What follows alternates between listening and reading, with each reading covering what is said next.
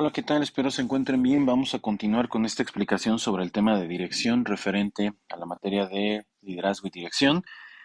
Y bueno, ya habíamos revisado esta primera parte de qué entendemos por dirección, qué es sinónimo de qué. Y aquí están todos los sinónimos, ya se fueron explicando en el video anterior. Voy a tratar de agilizar un poquito esto para poder acabar, si no el cuadro sinóptico, una buena parte de este. Y vamos a ver en realidad qué es esto de la dirección. No quiere decir que los sinónimos no tengan nada que ver con el tema, no, al contrario, tienen mucho que ver. Pero hoy nos vamos a centrar un poquito más en el tema de el concepto per se, que es la dirección. Entonces, bueno, iré haciendo subrayados y vamos empezando esto. Miren, mejor con este queda mejor. Bueno, la dirección fíjense, es una habilidad. ¿A qué nos referimos cuando hablamos de una habilidad? A ver, esta es una pregunta que yo casi siempre le planteo a la gran mayoría de las personas. ¿Para qué eres bueno? A ver, quiero que lo piensen. Cuando alguien te pregunta ¿para qué eres bueno? ¿Qué es lo primeritito que tu cerebro hace? Y ojo, esto tiene que ver con un factor sociocultural que desde que somos pequeños se nos ha ido inculcando. Cuando alguien te pregunta para qué eres bueno, por un paradigma judío-cristiano sociocultural, como le quieras llamar, normalmente la gente no se atreve a decir en qué es bueno, porque pues es como pecar de soberbio, ¿no? O es ser soberbio. Es cómo te van a ver los demás. Yo, al contrario de muchas personas, siempre he pensado que cuando eres bueno en algo se lo debes restregar en la jeta a todos los demás. ¿Por presuntuoso? Puede ser, pero en realidad es como para picar a los demás a que traten de extrapolar sus diferentes habilidades. Uno de los grandes problemas que tenemos como cultura es que no nos gusta decir en qué somos buenos. Y debemos decir, "Oye, yo soy bueno en esto", y no está mal que la gente lo entienda y lo vea. Entonces, la dirección es una habilidad aprendida. A ver, tengo un compañero en la BUAP. Y digo compañero, no somos amigos, nos conocimos en un curso que era de profesores y yo lo estaba impartiendo. Es un doctor en educación que la verdad a mí me da 7 vueltas en el tema de la educación, sin embargo, pues le tocó pasar por mis garras en un tema educativo. Y fue uno de esos cursos en Escuela de Formación Docente muy, muy padres, porque él compartió mucho de lo que conoce de teoría. Yo soy más práctico en el tema educativo, él es mucho más de analizar y todo. Necesitamos mucha gente que haga esa chamba, porque nos facilita muchísimo el poder entender algunas situaciones estudiante-alumno. Y recuerdo muy bien que este compañero nos planteaba algo que él venía trabajando como línea de investigación hace ya algunos años, donde hablaba mucho sobre em, era una tipificación de estudiantes, le llamaba el estudiante avanzado, una cosa así, o un estudiante con un nivel de expertise diferente al de los demás.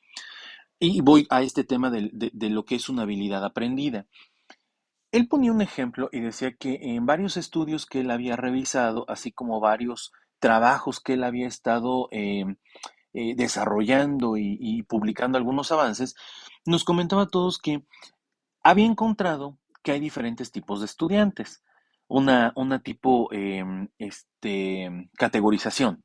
Y entonces, cuando hablaba de esto, nos decía, es que yo he descubierto esto y se me quedó muy grabado. Hay estudiantes que ya vienen con esta habilidad para estudiar una carrera o no. Y su punto era muy interesante porque nos decía en ese momento a todos que un estudiante, por ejemplo, medicina, un chico, una chica que creció en un ambiente donde mamá, papá son médicos, o papá es médico, mamá es enfermera, o mamá y papá están dentro del ambiente de los servicios de salud, por poner un ejemplo, es un chico que ha crecido con el léxico, ha crecido en medio de terminologías, ha crecido en medio del ambiente del hospital, el ambiente del consultorio, el ambiente de los pacientes, ha vivido la realidad del médico. Él no habla de si ese estudiante, ese chico, esa chica, en algún momento su decisión de estudiar medicina o estudiar la carrera afín a lo de los padres, o sea, sea una influencia directa de los padres. Pero él sí afirma algo que ha encontrado. los estudiantes que son hijos de profesionistas de la misma área que el estudiante quiere realizar como proyecto de vida, tienen mucha más facilidad a la hora de aproximarse a estudiar dicha materia. Esto está bien interesante porque esto es cierto. A ver, ¿a qué me refiero con que es cierto? Si tú creciste en un ambiente donde mamá, papá o ambos han ostentado cargos de jefaturas, coordinaciones, direcciones, inclusive han llegado hasta tener la bronca legal al ser representante legal o son empresarios, etcétera, eh, esos niños, de cierta manera, desarrollan la habilidad, van aprendiendo la habilidad conforme van creciendo. No quiere decir que van a ser buenos directivos. No, no, no. Eso no tiene nada que ver. Pero van a tener mucha mayor facilidad de convertirse en directivos. Eso es a lo que nos referimos. Y esta habilidad aprendida, ¿sí? Puede venir directamente de casa. Puede ser algo que aprendemos de mamá o papá. Voy a ponerle aquí una línea. Se aprende en casa, se aprende en la escuela y a veces también en el trabajo. Cuando nosotros llegamos a un trabajo, siempre estamos supeditados a un director, a un jefe, a un coordinador, un orientador, como le quieras llamar. Y normalmente nosotros lo tomamos siempre como si fuera un mentor. Y nos pegamos mucho a esta persona o nos tratamos de apegar a esta persona con el fin de poder aprender cómo es que lo está haciendo. Hay algo que me parece muy interesante y que me enseñó un buen maestro que tuvo, un doctor, que nos decía, en una actitud muy humilde, nos decía, yo lo primero que hago cada vez que llego a una empresa y me toca armar un proyecto, porque él era más que nada proyectista y normalmente trabajaba el proyecto por un contrato determinado. Si yo normalmente que llego a una empresa, lo primero que siempre empiezo a buscar es a mi reemplazo. La primera vez que todos escuchamos esto en ese grupo dijimos, órale, lo que es no querer trabajar, pero él nos daba una explicación mucho más profunda del asunto. Él decía, mi chamba es, vengo y hago y tengo que dejar escuela, tengo que dejar a alguien que vaya a hacer mi trabajo y siempre vengo pensando en a quién voy a preparar para que lo haga. Cuando hablamos, por ejemplo, porque en salud también pasa mucho eso de empresas familiares, es muy común que, fíjense, el papá era médico, tenía un consultorio. Y pues el hijo no siguió los pasos, el otro hijo tampoco, la otra hija tampoco, y pues ahí se queda el consultorio. Ese papá médico nunca pensó en que esto era un negocio, poner el consultorio. ¿Por qué desde antes no empezó a preparar a su reemplazo? Alguien que pudiera quedarse y administrar el consultorio, dado que los hijos pues no estaban interesados en el tema. Y dado que al final del día, pues puede ser un negocio familiar, convertirlo en un negocio familiar donde pongas un médico a trabajarlo. Yo sé que para muchos esto puede sonar como, ¿cómo crees, maldita explotación? Bueno, solo recuerden que yo soy fifí neoliberal, de ultraderecha, ¿no? Y de la rodilla ensangrentada. O sea, yo lo veo desde el punto de vista, pues es una fuente de empleo. Imagínate, si ese papá médico con ese consultorio les dio casa, sustento, estudios, etcétera, me queda claro que es un buen negocio y que habría que procurar. Pero esto es algo que aprendemos o no. Oye, entonces yo que crecí en un ambiente en donde mis papás nunca fueron directivos, jefes, entonces estoy destinado a nunca poder hacer eso. No, porque eso quiere decir aprendido. Es algo que si no traes, puedes aprender. Ahora, vamos al siguiente. ¿Qué requiere esta habilidad? Eso es algo bien importante, que siempre hablamos de una habilidad, pero a veces no sabemos qué requiere. Lo primero que les voy a pedir, saber aprender. Esto creo que a todos los que han tomado un curso conmigo, siempre les he dicho, les he comentado que una persona que quiere ser administrativo, directivo, debe de ser una persona muy culta. No es que yo lo sea, ¿sale? No es que yo lo sea, no es que yo sea petulante y quiera presumir que yo sé de muchos temas, bla, bla, bla. Pero este saber aprender implica que debemos estar abiertos a conocer nuevas cosas, que debemos estar abiertos a ir a otros ámbitos, a otros sectores, aprender cosas de otros sectores y tratar de importarlas, en este caso, a los servicios de salud. Pero eso solamente lo vamos a adquirir cuando nos volvemos personas más cultas, que nos hemos cultivado, que hemos ido, hemos leído, tratamos de tener una conversación fuera del área de confort. A mí algo que me molesta mucho es llegar a un lugar donde todos los que estamos en el mismo ambiente de trabajo, no educativo, los cómics, lo que ustedes me digan, y entonces estamos hablando siempre de lo mismo. Oye, o sea, pues, también quiero platicar contigo de otras cosas, ¿no? ¿Cuál fue la última película que viste? ¿Dónde viajaste la última vez? ¿Qué viste ahí? ¿Estuvo padre? ¿No estuvo padre? ¿Has ido al teatro? ¿Ya viste tal musical? O sea, ¿por qué esas cosas nos permiten aprender algo más que podemos importar y hacer analogías? Un directivo debe estar abierto a hacer analogías para que los empleados, la gente a su alrededor, pueda forzosamente, ¿sí?, entender a qué nos estamos refiriendo. El directivo también debe practicar la autognosis. Sócrates hablaba de autognosis, autarquía y paideia, tres elementos básicos que un ser humano debe de procurar. Paideia, el ser humano es capaz de aprender, el ser humano es capaz de autoenseñarse. Autarquía, el ser humano es capaz de dirigir su propia vida, no necesita que alguien venga y se la dirija, es autónomo. Y autognosis, famosísimo, conócete a ti mismo. Para yo poder desarrollar una habilidad, debo de saber que tengo límites. Yo, por ejemplo, sí les puedo decir, si bien no soy la persona más hábil matemáticamente hablando, tengo ciertas habilidades metódicas que me permiten hacer operaciones matemáticas y simplificarlas a modo de que solamente encuentre yo los datos importantes y lo puedo yo sacar. Pues yo armo mi Excel, tengo mis fórmulas, busco los datos que tengo y veo qué fórmula es la que debo aplicar. Habrá quien lo haga diferente, pero a mí me da hasta ese nivel. No me da para inclusive plantear un problema, ¿no? O hacer ejercicios de esa naturaleza, porque para mí es una habilidad que me sirve para determinados momentos. Pero yo me conozco, yo también sé en qué momento puede pasar que ya llegué al límite de mi tolerancia y mi paciencia, y entonces en ese momento es cuando yo debo parar. ¿Qué tanto se conocen a ustedes mismos? Todo esto tiene que ver con nuestras habilidades. Responsabilidad. Ya en algún momento lo comentaba yo. Es bien importante que el directivo, pues si bien no sea un dechado de virtudes, sea lo más ejemplar posible. Si tu directivo es una persona dedicada, no matada en el trabajo, probablemente tú quieras seguir su ejemplo de ser dedicado y procurar estar en tiempo y forma en el trabajo, irte a tus tiempos. Pero si tu jefe es matado en el trabajo, convierte a todo mundo en matado en el trabajo y no hay hora de entrada porque tampoco hay hora de salida.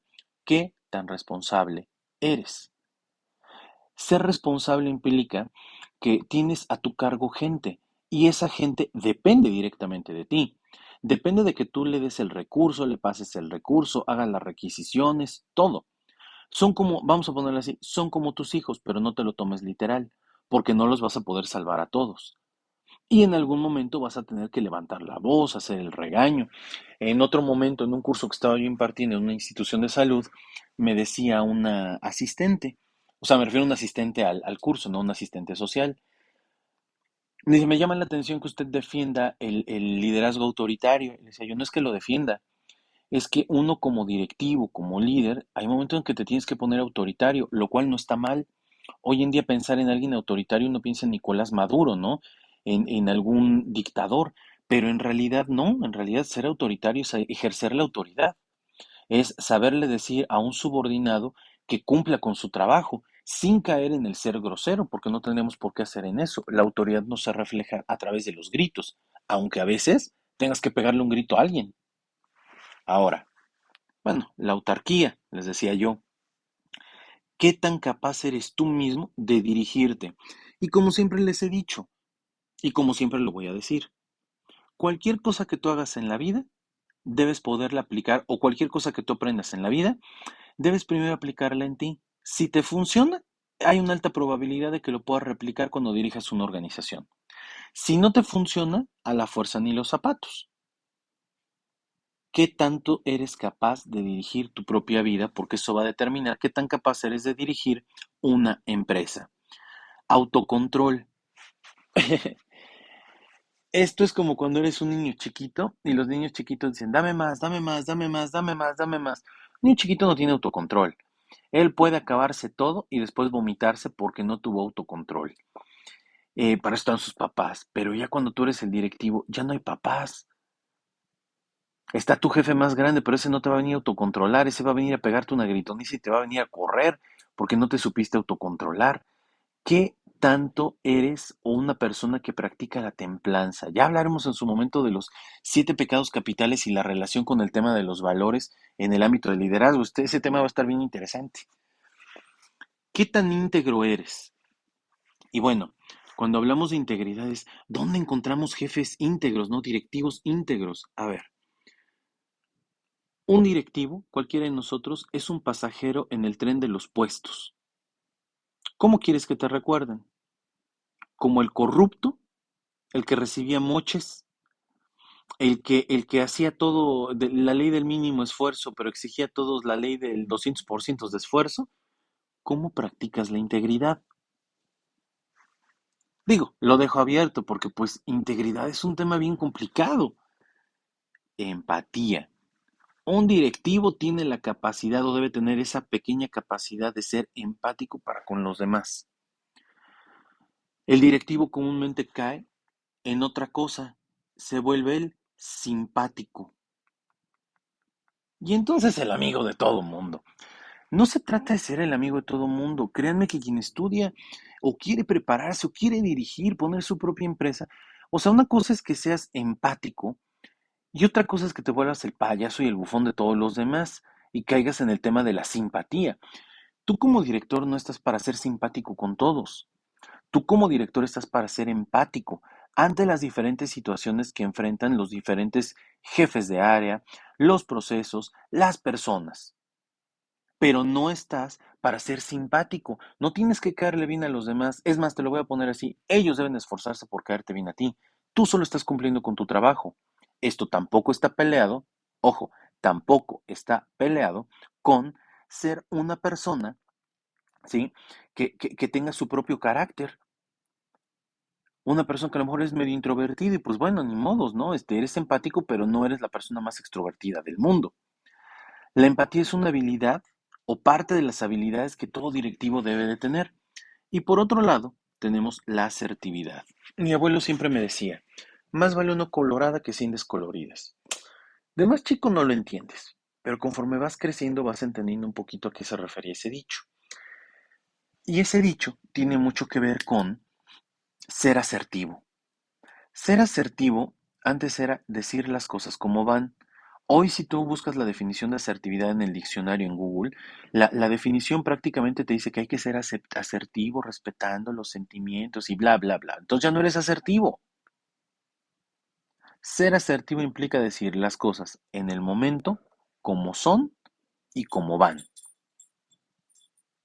Si alguien en ese momento no está trabajando, no puedes esperar a analizar cuáles son sus sentimientos. Es, a ver, Juan, venga usted para acá. Usted debería de estar en su estación de trabajo. Usted no debería estar dando rondines fuera de los lugares que a usted le corresponden. Puede usted provocar un accidente. Voy a poner otro ejemplo. A mí me molesta mucho, ambiente de hospitales, encontrar a los residentes papando moscas. Y aquí van a venir todos los que van a defender. No, es que el residente es el músculo de los hospitales, el backbone de los hospitales. Mira, probablemente sí, pero pues hay muchas cosas que cambiar al respecto porque el residente es estudiante. No deberemos de cargarle así la mano. Pero cuando no tienes planeadas las actividades que el residente va a hacer, pues los residentes andan de aquí para allá. Entonces, ojo con eso. Hay que aprender a ser asertivos, decir las cosas como son y como van. A la gente no le va a gustar, pues eso es obvio. ¿A quién le gusta que le llamen la atención? ¿A quién le gusta que le digan tu trabajo está siendo mal hecho? A nadie. Pero ojo, cuando tú lo hagas es porque tienes todos los pelos de la burra en la mano. Es porque tú sabes, ¿sí? Que de veras hay algo mal en lo que está pasando ahí. Y la última, la dirección es una habilidad motivada. ¿Cuáles son tus motivos? ¿Por qué quieres ser director? Ay, este es un tema bien complejo. Porque no es la clásica idea charra de, no, es que el director motiva. Discúlpenme, perdónenme, pero yo no estoy para motivar absolutamente a nadie. Todos y cada uno de ustedes en esta empresa, en este hospital, tienen motivos para venir. Yo lo único que voy a hacer es agarrar sus motivos y orientarlos al objetivo de la empresa, porque si la empresa gana, todos ganamos, sea pública o sea privada. Ahora, Vamos a lo que sigue. ¿La dirección es apasionante? Sí, es un tema súper apasionante. ¿Por qué? Porque es algo que una vez que lo pruebas ya no lo quieres soltar.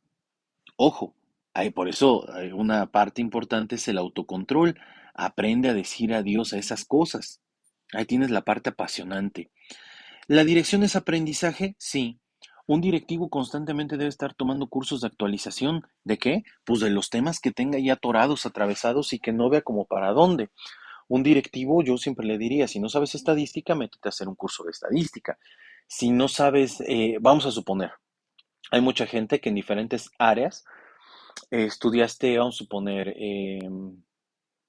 sociología. Y ahora, como parte de esta labor sociológica, entraste a trabajar al INEGI y te vuelven jefe de un área, por ponerte un ejemplo. Bueno, tienes que irte a tomar un curso, una maestría, un diplomado, ¿no? En temas administrativos, porque si no, entonces, ¿cómo vas a sacar al buey de la barranca? ¿O cómo vas a mantener al buey fuera de la barranca, ¿no? Digo, porque acá siempre se habla de sacar al buey, pero nunca se habla de mantener al buey fuera de la barranca. Es uno de estos puestos en los cuales tienes un alto nivel de influencia. Alto nivel de influencia con jefes de tu mismo nivel y con la gente que está abajo de ti. Y que tu influencia no va a acabar el día en que te dejen, te quiten del puesto de director. Si logras hacer una buena chamba, vas a poder ser un influenciador fuerte. No un influencer, un influenciador fuerte. Delegar. Ay, vamos a meternos en camisa de 11 varas. La dirección es delegar. ¿Qué significa esto? La dirección implica que tú no puedes, no debes hacer todo. Debes confiar en tu equipo de trabajo. Debes forzosamente enfocarte en que vas a delegar muchas decisiones y muchas funciones a tu cuerpo de gobierno, si le llamas cuerpo de gobierno, o a tus jefaturas, coordinaciones, como sea que los vayas a llamar. Porque ellos van a tener un nivel de autoridad muy por debajo del tuyo, pero un nivel de autoridad que les debe de ayudar, ¿sí? Para que tú puedas agilizar muchas cosas. Esta idea de delegar ayuda a enfrentarnos y ponerlo en oposición contra, aunque no sean antónimos como tal, contra la centralización. Entre más centralizada esté la toma de decisiones, peor. Yo siempre he dicho que una empresa, tú te das cuenta cuando la empresa está bien delegada, cuando el directivo les dice, yo me voy de vacaciones, regreso en un mes, ¿no? Por ponerte un ejemplo, regreso en un mes. Y no le tenemos que hablar al director, porque está tan bien delegado todo que todo el mundo sabe qué tiene que hacer y cuando el director regresa es como si nunca se hubiera ido. Oye, pero ¿qué clase de empresa es esa? Las hay. Sí, pero en salud no. Bueno, el hecho de que no las haya ahorita no quiere decir que no podamos trabajar en ellas, no podamos trabajar para que ellas se desarrollen.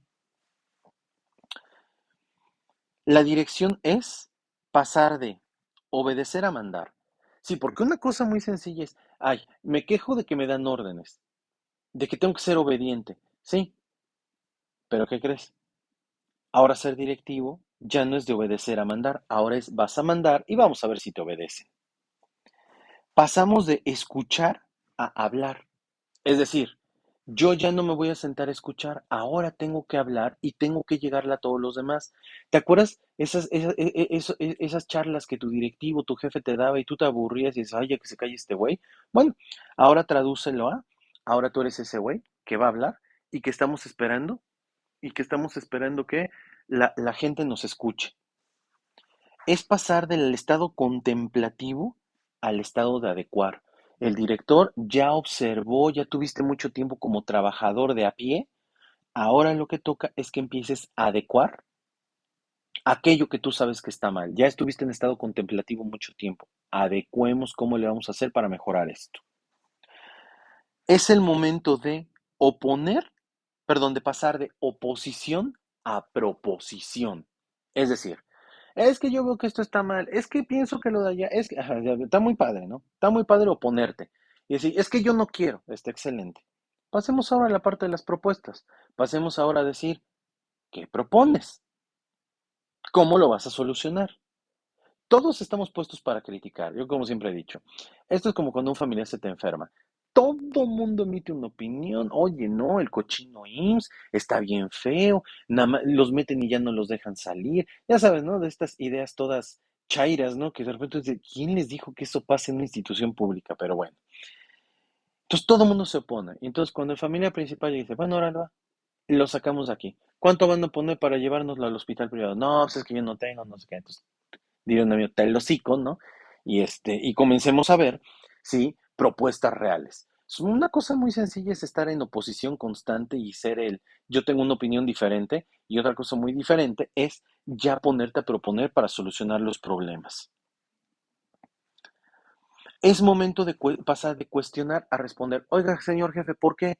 Oiga, ¿y cómo? Oiga, no sé qué. Ahora te van a preguntar a ti. Oiga, señor jefe, ¿cómo? Ah, bueno, mira, vamos a tener esta herramienta, esta hoja de registro, aquí vamos a ir anotando lo que se va haciendo, y ahí vas a preguntar, ¿y esto como para qué o qué? ¿Qué no es lo mismo que ya hacíamos? Y tú debes de tener la mayoría de las respuestas a esas preguntas. Es momento de pasar de criticar a hacer, que es muy similar al que les había comentado hace un rato. Al final del día, y después de mucho reflexionarlo, una definición adecuada para la idea de dirección es hacer que la empresa funcione y logre su misión. Oye, ¿de qué libro es? No, no, no es de ningún libro, es mía. Esto es algo que yo escribí, esto es algo que pienso que la dirección debe de ser y que está en función de lo que un directivo debe de ir trabajando. Eso es lo que la dirección es, hacer que la empresa funcione y logre su misión. No su misión, su misión. Vamos a ver. Pasemos a lo que sigue. La dirección, administrativamente, ¿qué es? Bueno, fíjate. Oye, Juan, oye, Paola, te toca ser el director. Es un rol que debes jugar. Vamos a ponerlo así, es una puesta en escena. Una empresa es una puesta en escena en donde todos los ciudadanos, ¿sí? Todos los miembros de una familia, yo soy hijo en la familia, fulanito es papá en la familia, menganita es mamá en la familia, perenganita es abuelita ya de la familia, aunque se ve muy joven, ¿no? Todos fuera de la empresa tenemos un rol familiar, pero cuando entramos a la empresa debemos asumir el rol que nos toca. Administrativamente hablando, la dirección es un rol, es un juego, ¿ok? Debemos aprender a comportarnos como directivos. Y como directivo, fíjense, voy a empezar de abajo para arriba. El rol implica que eres decisor. Eres tú quien decide. Y las decisiones en cualquier empresa son sí o no. Y hay quien me dice, no, es que David tiene un matiz así como guisecito. A ver, espérame tantito, ¿sí? Espérame tantito. Las decisiones son sí o no. Hazle como quieras, pero las decisiones son sí o no. Si tú dices, a veces, eso ya no es una decisión. Eso es un titubeo que le va a costar a una empresa. Tú como director, tu chamba es tomar decisiones, ya sea analizar el camino hacia esas decisiones, convertirte en un evaluador de decisiones o convertirte en un asignador de recursos derivados de una decisión. Para quienes sean papás, sabrán que decidir A por B siempre valoras mucho el tema de si a tus hijos les conviene o no o a tu familia le conviene o no. Es lo mismo que un director tiene que hacer, sopesar si la decisión que está tomando afecta de manera positiva o negativa, con los pocos muchos datos que tenga a su familia, a la empresa, a las familias de los trabajadores y demás. También tiene un rol informativo. Ese rol informativo puede ser de monitor, de difusor o de portavoz. En esto no voy a ahondar porque voy a hacer otro video del área de comunicación en donde vamos a hablar de estos roles. También tiene un rol interpersonal. Se convierte en ay, se me fue la palabra, un comodín, vamos a ponerlo así, no comodino, un comodín. Tiene un rol de enlace. Porque a través de ti, señor director, señora director, vamos a enlazar dentro de la organización y fuera de la organización. Por eso es bueno que siempre el director trate de cultivar buenas relaciones interpersonales, dentro y fuera. Ese director que está peleando con media humanidad es un directivo que no va a llegar a ningún lado. También tiene un rol de imagen. Imagínate nada más esto, eres el director de la empresa. ¿Qué pensaría la gente si un día te encuentra el fin de semana saliendo de un bar de palomita cargado por tus amigos y basqueando, ¿no? Cantando Oaxaca de aquí al coche? Eres una figura pública. No, que no sé qué. A ver, señores, desde el momento en que ustedes accedieron a tener redes sociales, son figuras públicas. Ya no necesitas trabajar en una institución pública para ser una figura pública. Ya no necesitas trabajar en una institución privada para decir, no soy una figura pública, no soy la imagen. Por supuesto que lo eres. Por supuesto que lo eres. Entonces, ojo, es un rol en el cual, a nivel interpersonal, hay que cuidar mucho la imagen. Y además tienes un don de líder, ¿sí? Un rol de líder, donde se espera que seas un ejemplo. Pero ya andaremos más adelante en ese tema. Dentro de esto mismo, administrativamente es un rol, pero también es una función que debemos cumplir. Una función para delegar autoridad y responsabilidad a las diferentes personas dentro de la estructura organizacional de la empresa. Y es una función de equipo, es decir, un directivo no hace nada sin un buen equipo de trabajo. Por ello es importante que siempre armemos un equipo que nos permita trabajar, lo que comúnmente le llamamos puestos de confianza. Pero un director también, así como ya vimos que es, sinónimo de qué es, administrativamente qué es, un directivo requiere competencias. ¿Y esas competencias cuáles serán? Fíjense, cosas que quienes están estudiando conmigo una maestría sabrán que es aprender y desaprender. Tema de procesos es el mejor ejemplo. Aprendes un proceso para que en 6, 8 meses empecemos a plantear mejoras, desaprendamos ese proceso y volvamos a aprender una nueva forma de hacerlo. Competencias financieras, porque con el debido respeto, pero un director que no sabe de números, perdón, pero entonces director de todo y nada, cualquiera se lo lleva al baile. Habilidades de negociación, esto lo veremos en un video posteriormente sobre el tema de comunicación. Un directivo también debe tener una competencia denominada pensamiento sistémico, es decir, debe tener la capacidad de poder ver todo, todo. Cuando digo todo es que cómo afecta un tema de inflación para la toma de decisiones dentro de la empresa o dentro del hospital. ¿Cómo afecta el costo del transporte o el incremento en el costo de transporte en la moral del personal? Porque esas cosas afectan. Imagínate que uno de tus personales de trabajo, médico, enfermera, quien sea, por la situación que sea le está pasando mal económicamente y tú no te has fijado que el tema del precio del camión subió y ha tenido que tomar decisiones difíciles como o te vas a la escuela tú o me voy o me voy yo a trabajar y pues de que haya dinero para comer a que tú vayas mijito y aprendas algo, pues ahí hay un problema. Me estoy yendo a un ejemplo muy extremo, pero el pensamiento sistémico lo que busca es tratar de enlazar esos puntos que de repente pareciera ser que no tienen una conexión directa. Habilidades de comunicación, para ello los invito a que vean los otros videos de comunicación. Habilidades humanas, es decir, fíjate, un directivo tiene que aprender a ser humano. Como que uno diría, bueno, ¿por qué no ya? No, la mayoría de las veces no sabemos ser humanos. Competencias administrativas, planear, organizar, dirigir y controlar, ¿no? Para no entrar en más detalles. Y habilidades de liderazgo, que es a donde vamos a llegar en algún momento de la materia. Y ahora viene la más importante. ¿Qué cosa no es una dirección? ¿Qué no es la dirección? No es coaching, no es mentoring y no es liderazgo. Y por su madre, les voy a pedir de la manera más atenta que independientemente de que nosotros en este curso vamos a tocar liderazgo, mentoring y coaching, no se vayan con la idea toda chafa que de repente hay de estos temas que son bien interesantes, que encontramos en YouTube, ¿no? A mi homónimo, el coach jefe Carlos Muñoz, a Diego Rusarín y a toda esta bola de babosos. Algunos hablan con conocimiento de causa y me parece muy interesante, pero en general, sí, o sea, dice una sarta de babosadas. Se habla mucho del liderazgo, ¿no? Y bla, bla, bla, pero realmente esa persona que está ahí es un líder. No es que tiene tantos seguidores, pero es un líder en la vida real.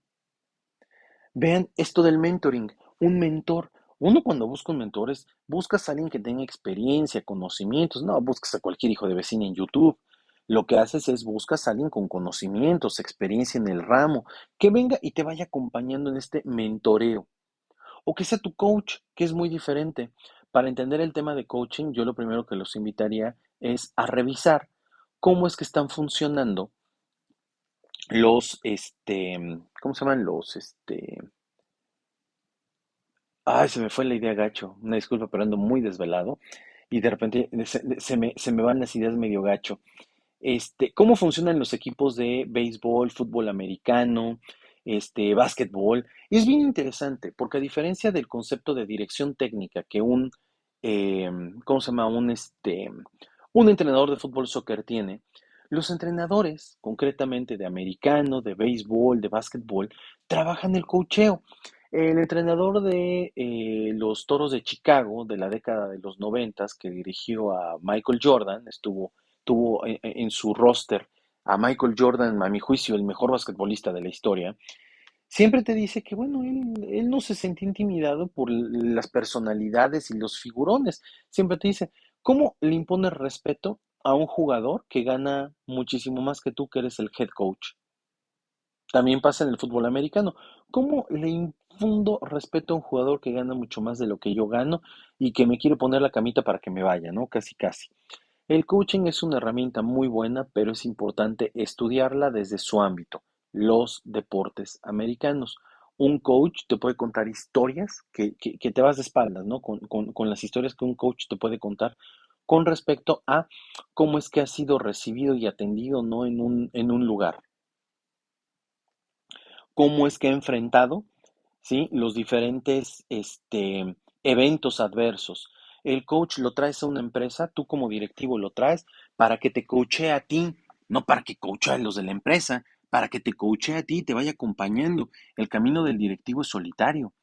Todo mundo quiere algo del directivo, pero todo mundo habla mal del directivo. Un coach te va a ayudar, te va a ir siguiendo, es tu interlocutor, se va a convertir en alguien con quien puedes dialogar sobre temas que solamente esa persona va a entender y no es elitismo. Pero si nunca has vivido la dirección, no sabes los problemas que ahí se enfrentan. Entonces, eso no es, pero forma parte de lo que sería el tema de dirección, uno de tantos, ¿no? Entonces, bueno, esto es lo referente en general al tema de la dirección. Este diagrama yo se los voy a pasar para que lo puedan revisar, lo puedan ver. Es un diagrama que elaboré yo mismo como para poder explicar de mejor manera el tema directivo y espero que esto nos pueda ayudar. Vamos a seguir trabajando con el tema de dirección, pero ya vamos a hablar de casos muy concretos en donde veremos diferentes situaciones al respecto, sí, de la dirección y cómo es que las podríamos solucionar a través del método de casos. Que tengan un excelente día, cuídense, nos vemos, bye.